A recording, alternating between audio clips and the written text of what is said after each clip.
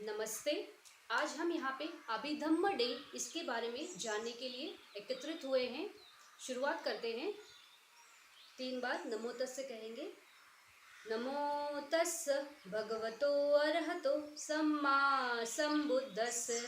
नमो तस्स भगवतो अरहतो सम्मा संबुद्धस्स।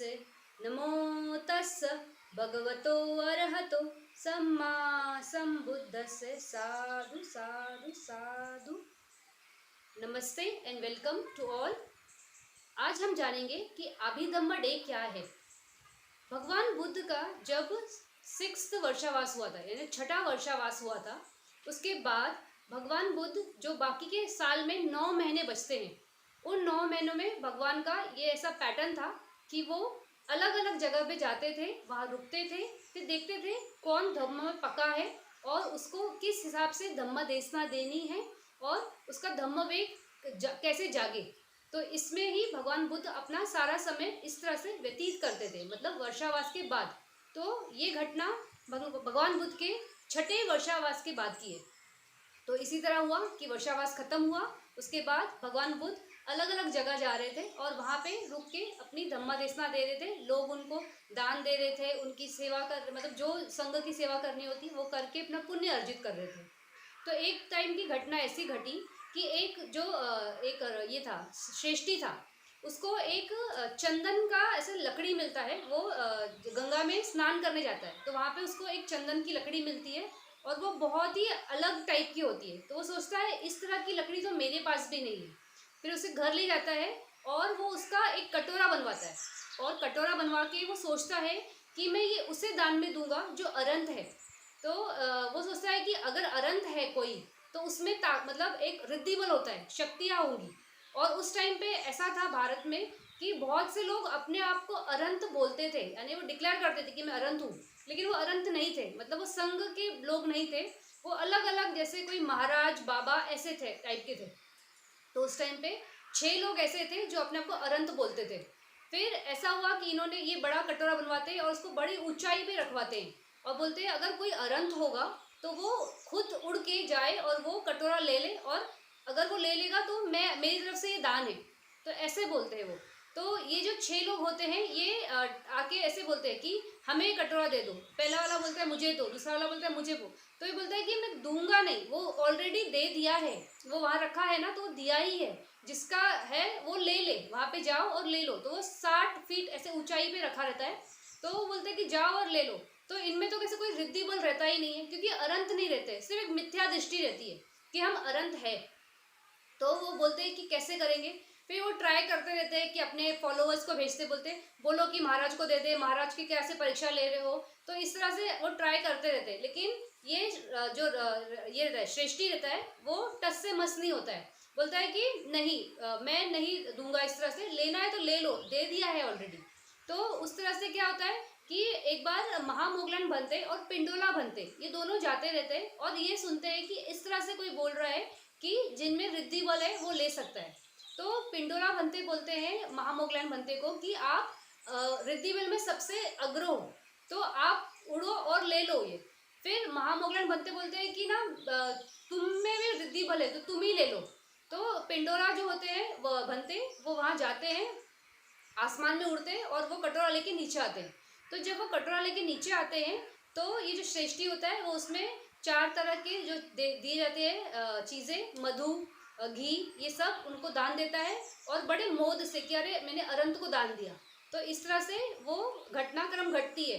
तो जब ये घटना घटती है तो लोगों में एक वो बहुत बड़ा ऐसे संवेग भागता है कि अरे मतलब अरंत थे ये पिंडोला बनते और इनमें इतनी शक्ति है। फिर बहुत से लोगों ने, जिन्होंने देखा उसे आंखों से कि भगवान ऐसे बनते ऐसे उड़ के आसमान में गए, तो उनको बहुत ही ऐसे खुशी होती है। फिर जो दूसरे लोग होते हैं वो बोलते हैं अरे हमने मिस किया, हमने देखा ही नहीं, हम तो काम कर रहे थे खेतों में, तो हमने तो मिस किया, तो प्लीज़ दिखाओ। तो इस तरह से जब बार बार बात उठती है तो भगवान बुद्ध को मालूम पड़ता है कि ऐसी घटना घटी है जहाँ पे किसी भंते ने अपना रिद्धि बल दिखाया है। फिर वो बोलते हैं कि ना, वो बुलाते हैं और बोलते हैं पिंडोला बेटा आपने ऐसे किया है। तो बोलते हैं हाँ भंते मैंने ऐसे किया है। फिर भगवान बुद्ध उन्हें डांटते हैं और पूरे संघ को ये बोलते हैं, चेतावनी देते हैं कि हम में से कोई भी रिद्धि बल का इस्तेमाल नहीं करेगा कॉमन पब्लिक में, और ये दिखाएगा नहीं कि हम में क्या शक्तियां हैं। तो इस तरह से वो मना कर देते हैं उस दिन पे। फिर ऐसा होता है कुछ टाइम के बाद कोई बात होती है, तो उसमें भगवान बुद्ध बोलते हैं कि मैं अपना रिद्धि बल दिखाऊंगा। तो जब बिम्बिसारा जो राजा रहता है वो सुनता है, तो बोलता है भगवान बुद्ध अपने संग को मना करते हैं कि आप रिद्धि बल मत दिखाओ, लेकिन खुद बोल रहे हैं कि हम दिखाएंगे।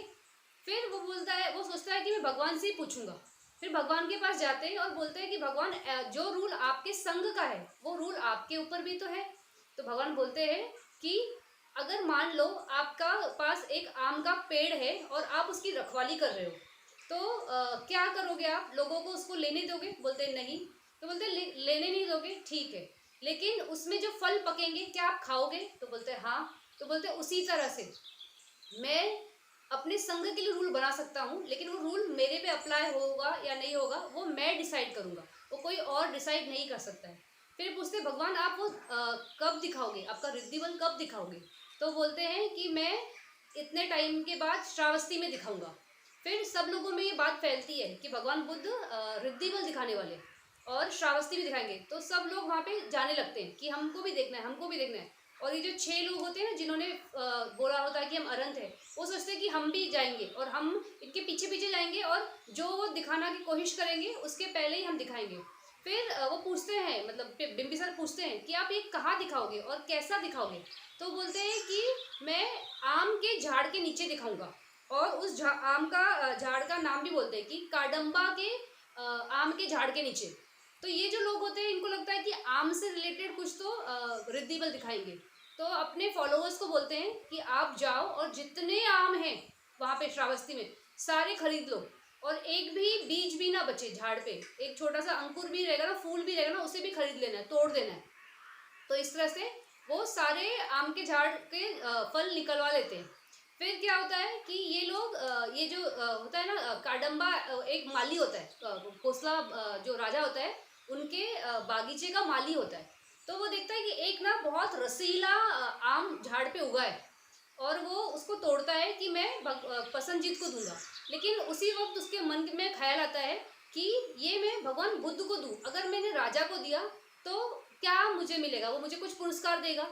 लेकिन अगर मैंने बुद्ध को दिया तो मेरे तो मतलब भव में तक वापस ये चीज़ का मुझे पुण्य आता रहेगा। तो सोचता है कि मैं भगवान को ही दूंगा। फिर भगवान बुद्ध को देता है, भगवान बुद्ध उसके बड़े प्यार से अपनाते हैं, मतलब ग्रहण करते हैं, और खाने के बाद वो बीज को चूस के वो ज़मीन में डालते हैं और उस पर हाथ धोते हैं। जैसे उस पर हाथ धोते हैं तो उस बहुत बड़ा एक विशाल आम का झाड़ बन जाता है। तो भगवान बुद्ध जिस झाड़ की बात कर रहे थे कि काडम्बा के आम के झाड़ के नीचे, तो इस माली का नाम काडम्बा रहता है, तो वो उसके झाड़ के नीचे, मतलब ये इसके दिए हुए बीज से ही उस वक्त झाड़ बना। तो ये तो अपने आप में एक मिरेकल है कि उसी क्षण बीज का झाड़ बना और इतने सारे फल भी लग गए। फिर भगवान बुद्ध 13 योजन तक ऐसे बड़ा सा एक आसमान में एक रास्ता बनाते हैं, मतलब स्काई वॉक जैसे जैसे ब्रिज होगा वैसे बनाते हैं। और उस टाइम पे पूरे 10,000 वर्ल्ड साइकिल्स, मतलब जितने अलग अलग लोकास हो गए ना 10,000, वो सारे एक साथ, मतलब भगवान बुद्ध के वो चीज़ को देख सकते हैं, जो रिद्धि बल दिखाने वाले उसे देख सकते हैं। तो वो वहाँ पे ट्विन मिरेकल करते हैं। ट्विन मिरेकल यानी क्या? एक साथ, मतलब जुड़वा मिरेकल, जैसे कि पानी और आग, तो वो उसका यूज़ करते हैं कि एक साथ आग और पानी का मिरेकल दिखाते हैं। तो उसमें ऐसा होता है कि आधा बॉडी में ऊपर आग निकल रही है और नीचे के आधे बॉडी में पानी निकल रही है। वैसे ही राइट आई से अगर आग निकल रही है तो लेफ्ट आई से पानी निकलेगा, और अगर राइट हाथ से आग है तो लेफ्ट हाथ से पानी। तो इस तरह से हर विपरीत जो बॉडी पार्ट्स है उसमें से वो ऐसे क्रिएट करते हैं, तो ट्विन मिरेकल कहलाता है। और उस वक्त उनकी बॉडी से 6 रश्मियाँ निकलती हैं, तो गोल्डन कलर की, ब्लू कलर की, वाइट कलर की, येलो कलर की, क्रिम्सन कलर की, इस तरह से अलग अलग रश्मि भी निकलती है। तो जब ये होता है उस टाइम पे सब, मतलब आंखें फाड़ फाड़ के देखते रहते हैं कि भगवान बुद्ध ने कैसा मिरेकल कर रहे हैं, मतलब कैसा पॉसिबल है किसी के लिए ऐसा करना, ऐसा रिद्धि बल। और उस टाइम पे देवास वर्ल्ड में जो ब्रह्मा, हायर ब्रह्मा वर्ल्ड है, अकिन्नता ब्रह्मा वर्ल्ड, वहाँ तक वो, मतलब पूरा वो देख सकते हैं वो लोग कि क्या कैसा भगवान बुद्ध यहाँ पे मिरेकल्स कर रहे हैं। उसी टाइम पे निराया जो 8 अवीची तक, मतलब नीचे का सबसे लोका है निराया का, वहां तक खुलता है और वो लोग भी देख पाते हैं कि भगवान बुद्ध इस तरह की ये कर रहे हैं, मिराकल्स कर रहे हैं, और सारे मनुष्य तो देख ही रहे हैं, सारे देवा, सारे ब्राह्मण, तो इस तरह से भगवान के वहाँ पे वो मिराकल्स देखते हैं। फिर भगवान जब ये मिराकल दिखाते रहते हैं तो उस टाइम में भगवान थोड़ा थोड़ा टाइम में ना पॉज भी लेते रहते हैं, और वो ताकि लोग साधु साधु करें, उसका अनुमोदन कर सके। और उस टाइम पे भगवान बुद्ध सबके ना चेतना भी देखते हैं कि कैसा लोग देख रहे हैं और इनमें वो ग्रहण कर पा रहे हैं, और इसमें करते वक्त ऐसा कोई है क्या जो ऐसे प्रश्न पूछे जो सबके लिए बहुत ही बेनिफिशियल होगा। तो वो जब चेक करते हैं तो वो देखते हैं कि लोगों में कोई भी नहीं है जो ऐसा श्रेष्ठ क्वेश्चन पूछ सकते हैं। तो वो खुद के ही अपने रिद्धि बल से अपना ही बुद्धा का फॉर्म बहुत सारे बुद्धास बनाते हैं, और जो अलग अलग अलग क्वेश्चंस करे, और भगवान बुद्ध वो क्वेश्चन कर रहे हैं, भगवान बुद्ध उनको आंसर कर रहे हैं, और हर एक अलग अलग पोस्चर्स में, कोई बैठा हुआ है, कोई खड़ा हुआ है, कोई लेटा हुआ है, तो इस तरह से अलग अलग पोस्चर्स में बुद्धा बनाते हैं, और वो भगवान बुद्ध को क्वेश्चन पूछते रहते हैं। फिर भगवान बुद्ध ये पूरा क्वेश्चंस बोलते हैं, और जब ये सब होते रहता है तो उस टाइम पे 20 करोड़ ब्रह्मास और लोग अरिया बन जाते हैं, ये देखते देखते ही कि इतना उनमें वो धम्मावेग जाता है, उनमें चार आर्य सत्य की इतनी अच्छे से मतलब समझ आती है, क्योंकि भगवान बुद्ध धम्म देशना भी दे रहे हैं वहाँ पे। तो ये होता है इस तरह से वहाँ पे। फिर भगवान बुद्ध ये मिरेकल्स दिखाते रहते हैं, और वहाँ पे सब लोग ऐसे देखते रहते हैं। फिर उसके बाद ऐसा होता है कि भगवान बुद्ध ये माइंड में उनके थॉट आता है कि जब पहले के बुद्ध उन्होंने जब ऐसे मिरेकल्स दिखाए, तो ये मिरेकल्स दिखाने के बाद भगवान बुद्ध कहाँ जाते हैं। तो ये टाइम कैसा होता है, ये एंड का रहता है। तो अभी यहाँ पे वर्षावास शुरू होने वाला है ना, सातवां वर्षावास शुरू होने वाला समय रहता है वो। तो भगवान देखते हैं कि कौन सी जगह पे भगवान पहले के जो बुद्ध थे वो अपना वर्षावास करते थे।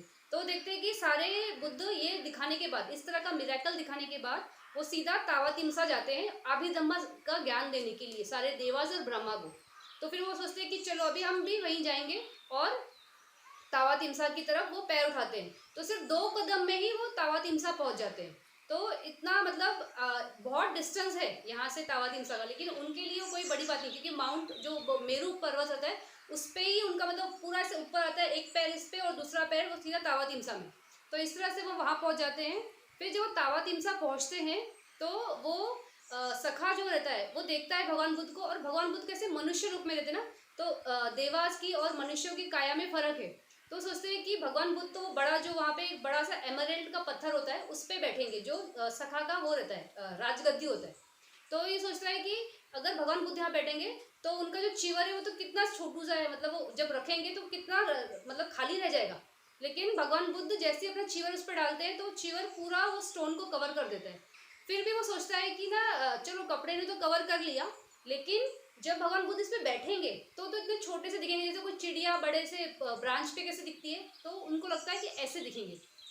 तो भगवान बुद्ध लेकिन जैसे इस पे बैठते और पालती मार के बैठते तो वो पूरा पत्थर कवर कर देते। तो फिर यहाँ पे सखा की वो दिट्ठी टूटती है कि नहीं, मतलब मैं नहीं समझ सकता हूँ कि भगवान बुद्ध कितने महान है या उनका लेवल क्या है। तो वो अंदर से अपने मतलब सॉरी फील करता है कि मैंने ऐसा भगवान बुद्ध के लिए सोचा।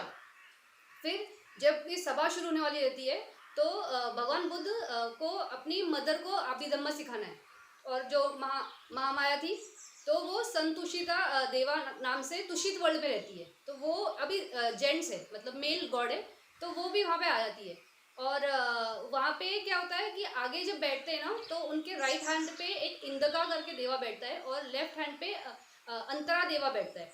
तो जो इंदका है वो वहीं बैठा रह जाता है, और अंतरा जो है ना उसको जैसे कोई बड़ा भगवान आता है तो थोड़ा पीछे सरकना पड़ता है। इस तरह से करते करते करते वो 12 योजन पीछे चला जाता है। अभी 1 योजन यानी 12 किलोमीटर, तो 12 योजन यानी इतना पीछे उसको जाना पड़ता है। भगवान बुद्ध ये देखते हैं कि ऐसा हुआ, फिर पूछते हैं कि ना अंतरा आप कहाँ थे, तो बोलते हैं भगवान बुद्ध मैं आपके पास बैठा था। तो बोलते हैं कि ना फिर इतना पीछे कैसे चले गए। फिर भगवान बुद्ध पूछते हैं कि अंतरा आपने कैसा दान दिया था। तो भगवान बुद्ध ये जानबूझ के प्रश्न पूछते हैं, क्योंकि दान जब देते हैं तो उसका ये बहुत इम्पोर्टेंस है कि आप कैसे क्षेत्र में दान दे दो। तो जो अंतरा होता है वो इस टाइम पे पैदा हुआ होता है जहाँ पे बुद्ध शासन नहीं होता है, यानी वो खाली रहता है, अंधकार का समय बोल सकते हैं। तो उस टाइम पे लेकिन उसने बहुत बड़ा दान किया रहता है। वो 10,000 साल तक इतना लंबा आयु उसका रहता है, और वो उतना ही टाइम तक वो दान करता है। और जब वो दान करता था तो 12 योजन तक, मतलब वो जो खाने के पतीले रहते थे वो 12 योजन तक लगते थे, मतलब इतनी बड़ी लाइन लगती थी। और उसकी वजह से वो ऐसे कंटिन्यूस एवरीडे उसका ये दान था। तो इतना बड़ा दान करने के बाद भी वो एक ऐसा देवा बनता है जिसमें इतनी कम कैपेसिटी की पावर है कि जब कोई और आ रहा है तो उसको हटना पड़ रहा है। और जो इंदका रहता है वो भगवान बुद्ध के टाइम ही पैदा हुआ रहता है, मतलब यहाँ पे मनुष्य लोक में होता है। और एक बार वो अनिरुद्ध बनते को थोड़ा सा ये खाना का दान देता है।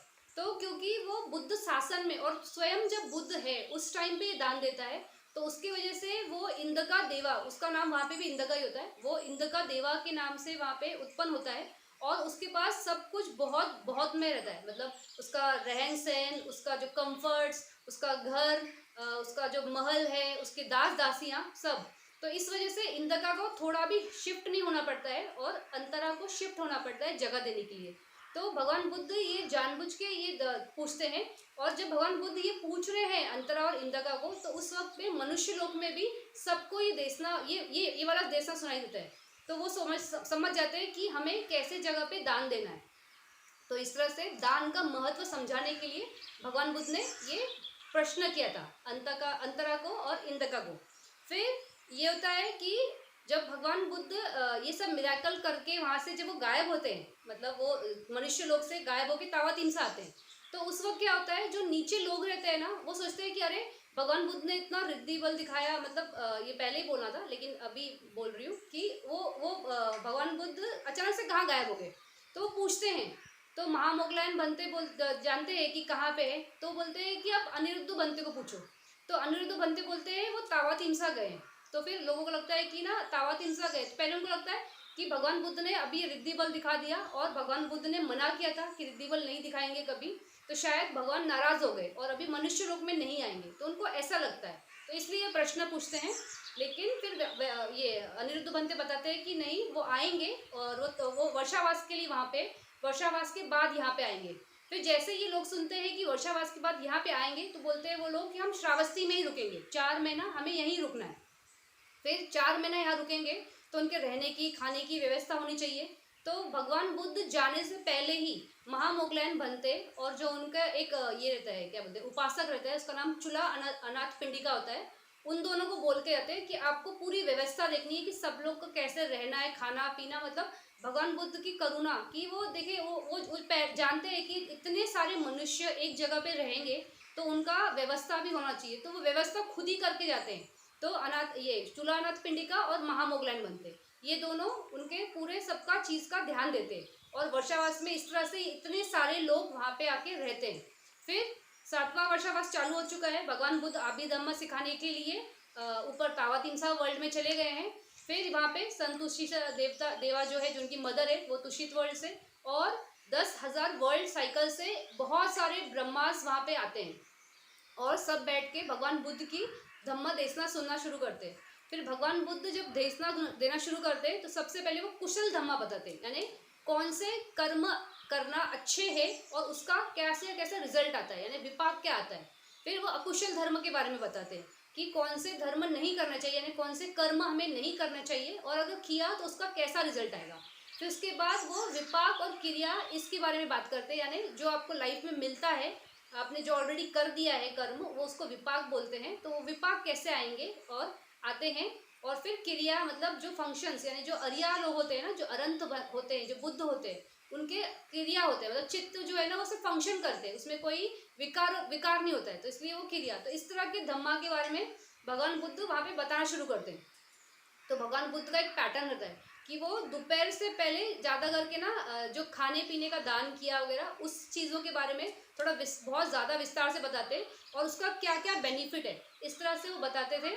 और बोलते हैं कि वो इतना बड़ा धम्म देशना था कि मध्यम निकाय और ये मध्यम निकाय और संयुक्त निकाय, अगर ये दोनों मिला देंगे तो उससे भी ज़्यादा बड़ा, मतलब इतनी बड़ी धम्म देशना होती थी। और बाद में फिर दोपहर के बाद में वो बाकी विषयों में चर्चा होती थी। तो इस तरह से उनकी धम्म देशना चलती थी। फिर भगवान बुद्ध उस टाइम पे तावातिमसा में थे, लेकिन उनकी उत्पत्ति उस मनुष्य लोक में हुई थी। तो मनुष्य जो बॉडी है उसको खाना लगता है सपोर्ट करने के लिए।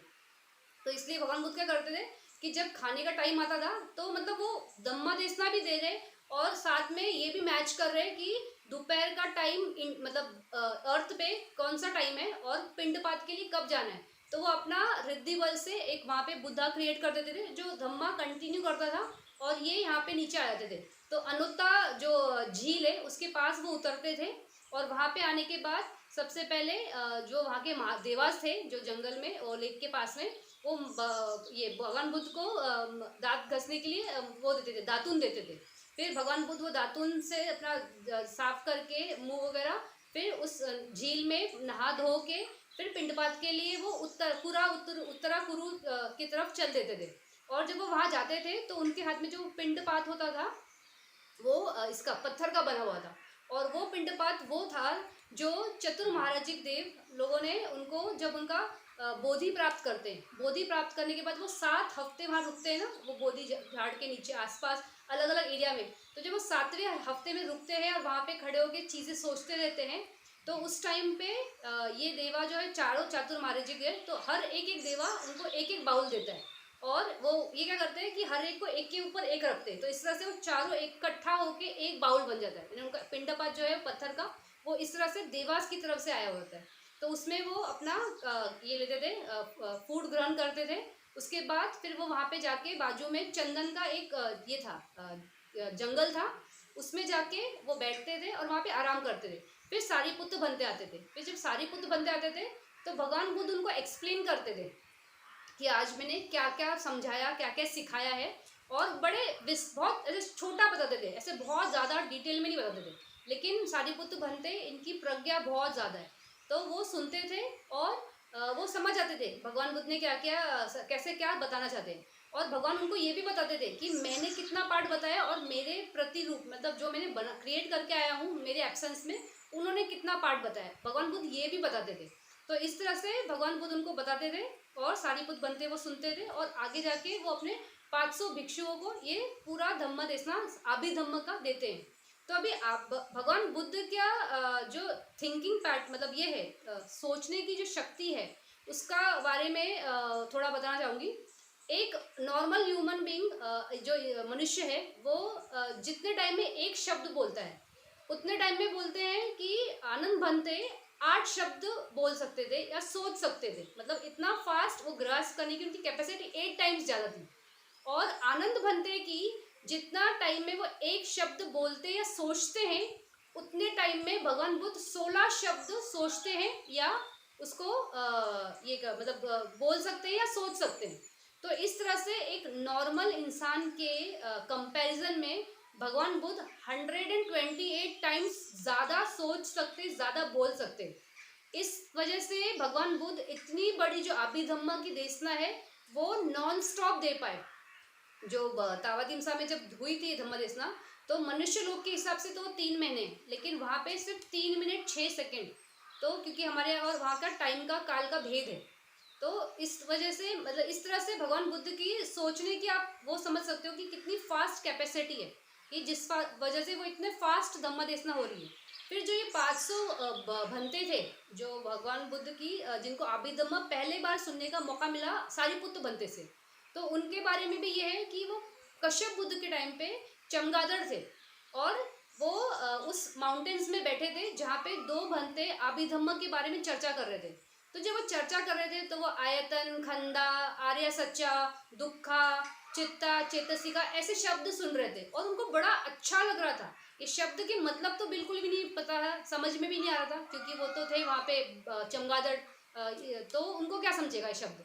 लेकिन ये शब्दों के प्रति उनको इतना ये हुआ, मोद हुआ और उतना अच्छा ऑब्जेक्ट्स की वजह से उनका मन उस पर लगा और उसकी वजह से जब मृत्यु हुई तो जब मृत्यु होने के बाद वो सीधा देवलोक में उत्पन्न हुए और उसके बाद वो कभी भी अपाया में नहीं आए, हमेशा वहीं रहे।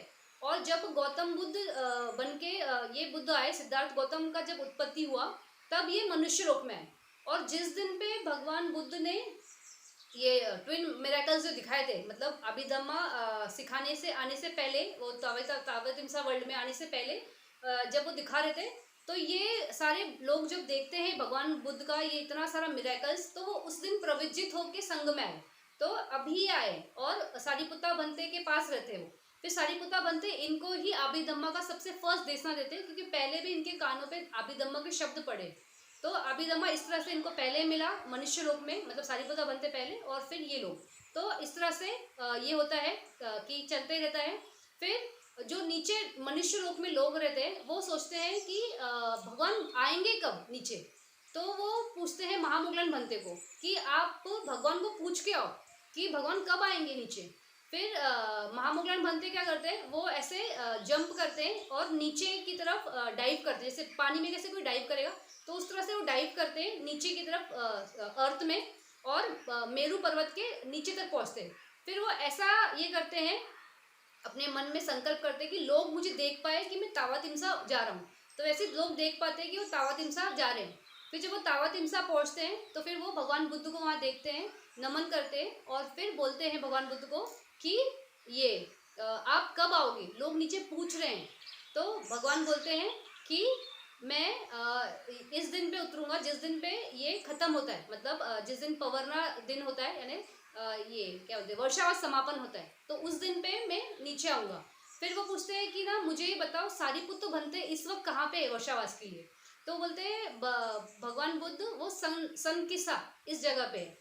तो भगवान बोलते हैं कि मैं फिर उस जगह पे ही उतरूंगा जहाँ पे सारिपुत्र बनते हैं। तो इस तरह से उनका डिसीजन होता है कि मैं इस दिन पे उतरूंगा। वो जिस दिन उतरे वो शरद पूर्णिमा का दिन है, यानी जो कोजागुरी पूर्णिमा है ना, उस दिन पे भगवान बुद्ध तावा तिमसा से फिर से लौटे और मनुष्य लोक पे आए। फिर जब वो आते हैं नीचे तो सखा जो ये देवा है वो ये सोचता है, वो भगवान बुद्ध उनको बोलते हैं कि मेरा जाने का समय हुआ। और भगवान बुद्ध ने जब उनको धम्मा वहाँ पे ऊपर धम्मा देशना दी थी, तो 80,000 करोड़ जो ये होते हैं ना देवास और ब्रह्मा, वो अर्या बन जाते हैं, मतलब इतने बड़ा नंबर्स में लोग वहाँ पे अर्या बनते हैं। फिर उसके बाद वहाँ से वो अभी नीचे आने का टाइम हो रहा है, तो फिर वो सखा बोलता है कि मैं आपको जाने का व्यवस्था करता हूँ। तो वो अपने पावर से 3 सीढ़ियाँ बनवाता है। तो एक सीढ़ी सोने की होती है, एक सीढ़ी रूबी जो प्रीशियस डायमंड होता है ना, जो जेम होता है उसका बनवाता है, और एक सीढ़ी वो चांदी की बनवाता है। तो जो सोने की सीढ़ी है उस पर सारे देवास रहते हैं, जो चांदी की सीढ़ी होती है उस पर सारे ब्रह्मा होते हैं, और भगवान बुद्ध अकेले उस रूबी के सीढ़ी पे होते हैं। फिर जब भगवान बुद्ध वहाँ पे आने वाले रहते हैं नीचे, तो उस टाइम पे फिर से वैसे ही मिरेकल कि उनका बॉडी पूरा 6 रश्मि से हो जाता है, और ट्विन मिरेकल दिखाते हैं आग और पानी का, और वो बीच में उतर रहे हैं, और एक साइड देवा है एक साइड ब्रह्मा है। और उस टाइम पर भी पूरा ये लोकास खुलते हैं, तो जो सारा अविची निराय तक लोका खुलता है, वहाँ के सारे जो नरक के प्राणी हैं वो भगवान बुद्ध को देख पाते हैं, सारे मनुष्य देख पाते हैं, सारे देवास देख पाते हैं, सारे ब्राह्मा असन्नता जो ब्राह्मा अकिंता ब्राह्मण है वहाँ तक का वो लोक खुलता है।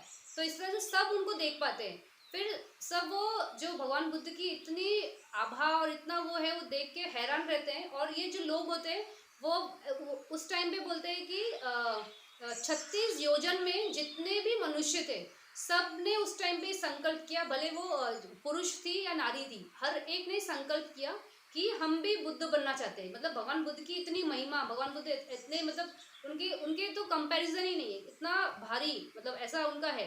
फिर एक साइड पे जो ब्रह्मा होता है वो वाइट अम्ब्रेला लेके भगवान बुद्ध के सर पे रखता है। फिर जो संतिशा देवा रहती है वो उनको पंखा करते रहती है। फिर दूसरा एक देवा होता है वो भी उनको पंखा करते रहता है। और उस टाइम पे बहुत अलग अलग वाद्य जो होते हैं ऊपर उनके अलग अलग वाद्य बजते रहते हैं, फिर म्यूजिक डांस, और इस तरह से मतलब पूरा एक ऐसे फेस्टिवल का जो वातावरण कैसा होता है वैसे होता है वहाँ पे। तो उसमें भगवान बुद्ध आसमान वहाँ से मतलब सीढ़ियों से उतर रहे, और इतना उनकी एक आभा, इतनी उनका वो सौम्य रूप, और सारी मतलब पूरा पृथ्वी ही नहीं, पूरा जितने लोकाज है सब वो देखते हैं कि भगवान बुद्ध इस तरह से है, इनके बारे में मतलब उनकी कोई कंपैरिजन नहीं है। और इस तरह से फिर वो नीचे आते हैं, और वहाँ पे आने के बाद वो सारिपुत्र भंते को देखते हैं, और जब वो जमीन पहला कदम रखते हैं तो सबसे पहले सारिपुत्र भंते उनको नमन करते हैं। तो और उसके बाद पूरा संघ उनको नमन करता है। फिर सारिपुत्र भंते के मतलब सबको मालूम होता है कि महामोगलान भंते रिद्धि बल में बहुत आगे है। फिर दूसरे भंतों की सबकी क्वालिटीज मालूम होती है, लेकिन सारिपुत्र भंते कितने भारी उनका ये है, जो ज्ञान है, उनका जो इंटेलिजेंस है, ये इसके बारे में बहुत कम लोगों को मालूम होता है। तो भगवान बुद्ध सोचते हैं कि इस बार मैं लोगों को बताऊंगा कि सारिपुत्र भंते की प्रज्ञा कितनी है।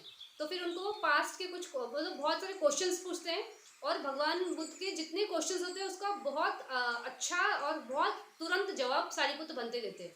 तो इस तरह से लोगों को पता चलता है कि सारिपुत्र भंते बहुत ही प्रज्ञावान बनते हैं। फिर भगवान बुद्ध जिस जगह पे पैर रखते हैं वहाँ पे ये चेटिया है, अचला चेटिया। और ये जगह जो है जहाँ पे भगवान तावा तिमसा से जब उतरते हैं और पहला कदम रखते हैं, पहला अपना राइट फुट रखते हैं, तो वो जगह हमेशा सेम होगी। मतलब जितने भी बुद्ध उनके पहले जब भी तावा तिमसा से अभिधम्म सिखा के आएंगे तो सबसे पहले इसी जगह पे पहला पैर रखेंगे। तो वहाँ पे ये संखिसा में है और उसको अचल चेटिया के नाम से जानते हैं। फिर जैसे भगवान बुद्ध का बोधि का भी जो जगह है, जिस जगह पे उनको बोधि प्राप्त हुई, तो वो भी सेम जगह है। मतलब पहले के भी बुद्ध और ये बुद्ध और आगे आने वाले बुद्ध भी उसी जगह पे बोधि पाएंगे, तो वो जगह पे हमेशा सेम होती है। फिर उसी से धम्म चक्र पवन सुत्त जो होता है, मतलब जो पहला बार धम्मा का देसना होता है, जो इसी पतन ये जो फॉरेस्ट है, डियर फॉरेस्ट है, तो वहाँ पे ये भी सेम जगह होती है। फिर उसी तरह भगवान बुद्ध जो आराम करते थे गंधक कुटी में, जेठवन में, तो उनकी जो बेड है उसके जो 4 पाए हैं वो हमेशा सेम जगह पे होंगे। मतलब सारे बुद्ध वहीं पे आके हमेशा रेस्ट करते हैं। तो इस तरह से ये 4 जगह फिक्स है, पहले के भी बुद्ध, अभी के भी बुद्ध और आगे के भी बुद्ध, वो इसी जगह पे हमेशा ये सेम इसी ऑर्डर में होता है और हमेशा ऐसा ही होगा। तो इस तरह से अभी आज मतलब बस 1-2 दिन में ही ये आने वाला है, क्या बोलते हैं, शरद पूर्णिमा का दिन, यानी कोजागिरी पूर्णिमा का दिन। तो उस दिन पे भगवान बुद्ध तावा तिमसा से आए थे और अभिधम्मा का ज्ञान देके। तो राइट नाउ हम भी सब अभिधम्मा के बारे में जान रहे हैं। तो इस दिन को अभिधम्मा डे बोलते हैं। तो एक ये अभिधम्मा फेस्टिवल ही है, तो आप सब भी इसको अभिधम्मा फेस्टिवल जैसे ही मनाइए। तो रात के टाइम में वैसे भी एक प्रथा है कि लोग जाते हैं ऊपर चांदनी रोशनी में खीर रखते हैं, और क्योंकि ऐसे मानते हैं ना कि वहाँ पे उसमें अमृत है। तो अमृत इसलिए है कि उस दिन पे जब भगवान आ रहे हैं वहाँ से आसमान से, तो सारे देवास वहाँ पे, और वो इतने खुश है। तो चंद्रमा जो गॉड है वो भी खुश है, तो उसकी रोशनी वो हेल्थ के लिए अच्छी है। अगर साइंटिफिकली देखेंगे तो उस दिन की जो चांद की रोशनी है वो साइंटिफिकली हेल्थ के लिए बहुत अच्छी है। तो ऊपर आसमान मतलब उस चांदनी में खड़े रहने का एक रिवाज है। तो वो भी ठीक, वो अपनी जगह सही है। और इस दिन पे इसको तावत ये अभिधम्मा डे की तरह आप सेलिब्रेट कीजिए। अपने अगर आपके घर में छत है तो छत पे दिए लगाइए, अगर नहीं है तो घर के आगे आप 4-5 दिए, आपको जितना समझ में आता है उस तरह से दिए लगाइए। इस भाव से लगाइए कि भगवान बुद्ध तावा तिमसा से सीधा आ रहे हैं और मैं उनका वेलकम कर रहा हूँ। ये आपके लिए बहुत बड़ा कुशला पुण्य में जाएगा, क्योंकि हम बुद्ध शासन में हैं। तो ये खाली शासन नहीं है। तो जिस तरह से इंद्र का देवा बना और एक ये दान से, तो उस तरह से ये महाकुशला दान है, दिए का दान। दिए का दान प्रज्ञा का दान होता है। तो इस तरह से आपकी प्रज्ञा में बलवती हो, प्रज्ञा आपकी प्रैक्टिस की प्रज्ञा, आपकी चिंतनमयी प्रज्ञा, आपकी सुतमयी प्रज्ञा, सारी प्रज्ञा बलवती हो। सबसे ज़्यादा तो आपकी प्रैक्टिस की प्रज्ञा बलवती हो, ताकि आप जितनी जल्दी हो मग्न फल की प्राप्ति करो और इस भव को काटते हुए निर्वाण की अवस्था को प्राप्त करो। तो ये मैसेज देने के लिए ये वीडियो रिकॉर्ड किया था, आपको बताने के लिए कि अभिधम्मा डे क्या है। अभिधम्मा डे वो डे है जिस दिन पे भगवान बुद्ध तावा तिमसा से नीचे अर्थ पे वापस आते हैं अपना अभिधम्मा का देशना देके। तो हमने भी वर्षावास में अभिधम्मा का काफ़ी चर्चा की, उस पर बात कर रहे हैं, अभी भी कर ही रहे हैं। तो ये आगे भी कंटिन्यू होगा। लेकिन ये इसी बीच में ये हमारा सौभाग्य कि अभिधम्मा डे आ गया। तो सब लोग, जितने भी लोगों तक ये मैसेज जाता है, प्लीज़ आप अभिधम्मा डे सेलिब्रेट कीजिए। रात के टाइम में जितने दिए हो सके जलाइए और भगवान बुद्ध को अर्पण कीजिए, धम्म को अर्पण कीजिए, संघ को अर्पण कीजिए, उनके गुणों को ये अपनाइए और अब स्वयं की भी मुक्ति करिए, दूसरों की भी मुक्ति के लिए एक प्रेरणा बने। यही मैसेज के साथ साधुवाद। साधु साधु साधु। Thank you.